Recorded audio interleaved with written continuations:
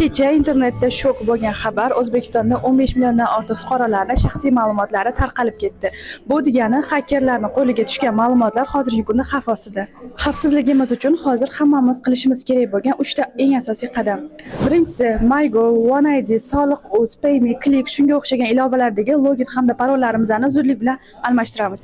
Ikkinchisi, MyGov ilovasiga kirib, u yerdan xizmatlar bo'limidan kredit bitimini tuzishga taqiq o'rnatish bo'limini tanlaymiz va bu xizmatdan foydalanish bepul hamda avtomatik tarzda amalga oshiriladi va mana shu xizmatni yoqib qo'yamiz.